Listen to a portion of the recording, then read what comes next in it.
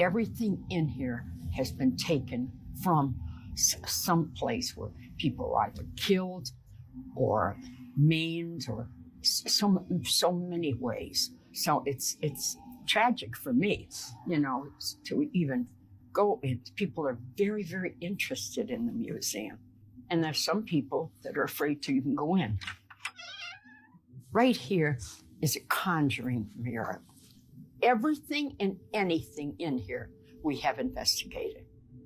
Don't ever touch anything. And if you do, let me know. This is the worst thing in here. It's that doll. I'm not gonna stare at it though. And that's the one that's sort of depicted a little bit in this movie, correct? Yes, it is. Yeah. That's the Annabelle doll. Welcome back to I've Got Something to Tell You with Tayler, and no Colleen today. She is not feeling well, so anyone that stays usually for the true crime, she'll be back at it next Wednesday. And you can get your true crime fix then. So for today, we just have a paranormal story, and it is a creepy one, let me tell you. I was a little creeped out doing this one by myself. As you know, we're in Arizona, and it's monsoon season, so we're a little overcast today, and I feel like it just fits the vibe. Unlucky for me. So anybody listening to this alone, drop a comment maybe, or send me an email. You're not alone. We're in this together. So listeners, I've got something to tell you. First of all, I want to start out by saying anyone that is a millennial like Colleen and myself, you probably know what a Raggedy Ann doll is. I don't know if not everybody had one, but I feel like at least everybody knows what it is. I had one and it was pretty creepy looking. It kind of looks like a clown, to be honest. And if you don't know, just Google it. So the most well-known haunted doll is a Raggedy Ann doll named Annabelle, who until recently was kept in an occult museum in Monroe, Connecticut, founded by paranormal investigators Ed and Lorraine Warren. She's a horrifying demonic doll who inspired a horror film in 2014. And I believe it was with the Conjuring franchise. I did not watch any of those movies, but if you know, then you know. Dan Rivera, a paranormal investigator, passed away in a Pennsylvania hotel while bringing the doll on a national tour on behalf of the New England Society for Psychic Research, a group founded by Ed and Lorraine Warren. In an interview on Today.com, the cause of death has not been released. Adams County Chief Deputy Coroner Scott Penwill, I don't know if I said his last name right, told Today.com that Rivera's death was nothing suspicious. Dan Rivera had a wife and kids. I'm not going to speculate or theorize anything else about that, but since he was the handler of the Annabelle doll, it's something I want to touch on. So back to Annabelle's origin. In 1968, Annabelle was a gift given to Donna, who was a young nurse, by her mother for her birthday. Before long, Donna and her roommate Angie started noticing the doll being moved in different places. And they would find notes on parchment paper, some saying "help me" or "help Lou," Donna and Angie's friend. So immediately gets creepy. She already starts making moves as soon as she's gifted. She just has a mission. One evening, Donna returned home to find the doll had moved again. This time it was sitting on her bed.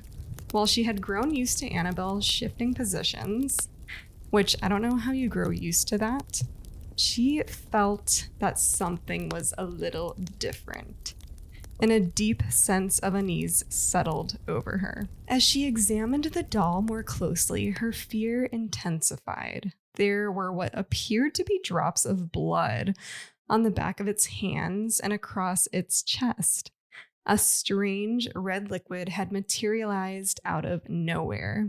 Shaken and desperate, Donna and Angie realized it was time to seek help from someone who truly understood what they were dealing with. But like, you think? I mean, I probably would have reached out when I noticed the doll started moving and was able to write on parchment paper. But I guess that was where they drew the line. After those occurrences, they pretty much had it. They decided to call in a medium who explained the doll was inhabited by a deceased 7-year-old named Annabelle Higgins. The girl's body was found years before on the site where the nurse's apartment was built, and the doll asked the girls through the medium if she could stay. And the girls felt sorry for the doll and its spirit, and they agreed. Which, why?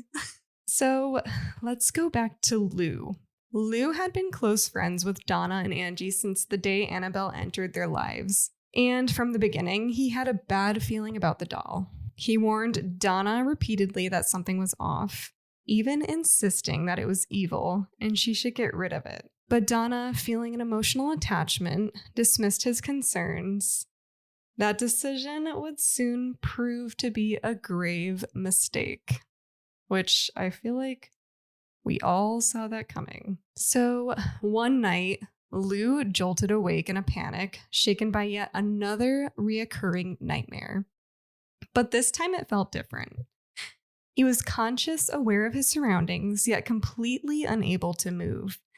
As he scanned the room, everything seemed normal until his eyes dropped to the foot of the bed, the absolute worst part of the bed when you're sleeping at night. And there she was, Annabelle. And I just want to say, if Colleen was here, she would absolutely hate that part. So I kind of feel like she got out of it a little bit. Although I'm going to make her listen to this one. So the doll began to glide slowly up his body, crawling over his legs, then his chest, and suddenly it lunged at his throat, tightening its grip as it strangled him. So, nightmare. A basically clown-looking doll strangling you in the middle of the night. And Lou knew this thing was evil, and I feel like Annabelle knew she needed to get Lou out of the picture. So this is her first attempt. Lou was paralyzed, grasping for air, and just as he reached the brink of unconsciousness, he blacked out. So I don't know if she had him in a headlock, like he passed out from being strangled or what. When he awoke the next morning, Lou was certain it hadn't been a dream. Shaken to his core, he was determined to rid them of the doll and whatever force was controlling it.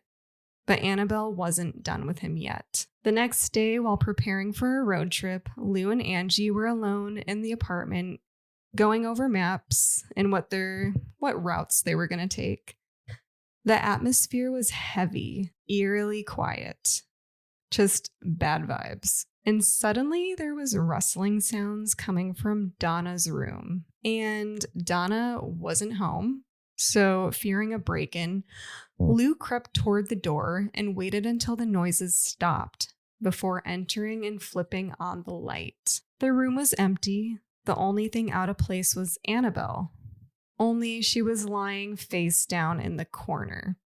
And that's not where she was to begin with. He checked for signs of forced entry, but nothing seemed disturbed. Still, as he approached the doll, he was overcome with a chilling sensation that someone was standing behind him. He immediately spun around. Nobody was there. And in just an instant, pain tore through his chest. Lou doubled over, clutching at his shirt, which was now stained with blood. Underneath his shirt, 7 claw-like marks were carved into his skin.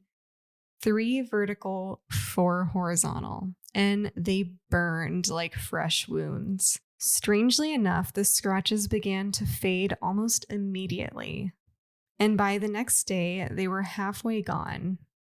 Within 2 days, there was no trace of them at all. After witnessing everything Lou had gone through, Donna could no longer believe the spirit attached to the doll was that of a harmless young girl. And again, like it took you that long to not think that that's a young girl. She came to accept the disturbing truth that something inhuman and demonic was at work in their home. Desperate for real help, she reached out to a priest named Father Hagen.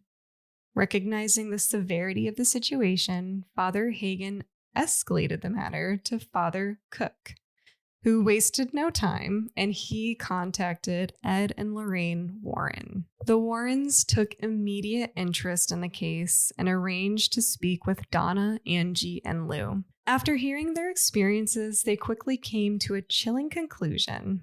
The doll itself wasn't possessed, but rather being manipulated by an inhuman spirit. And according to the Warrens, spirits don't possess objects like dolls or houses, they possess people. What had attached itself to Annabelle was not a ghost, but something far more dangerous, a demonic entity in the early stages of infestation. This entity had been using the doll as a conduit, not to remain with the doll, but to ultimately possess a human host. It began by moving the doll around the apartment through teleportation, aiming to draw attention and curiosity from the occupants, which it did. That curiosity became dangerous when the girls brought in a medium in an attempt to understand what was happening. And during the seance, the entity deceived them by pretending to be the spirit of a lost, innocent young girl. Donna, moved by compassion, unknowingly gave it permission to remain in the house. So from that point forward,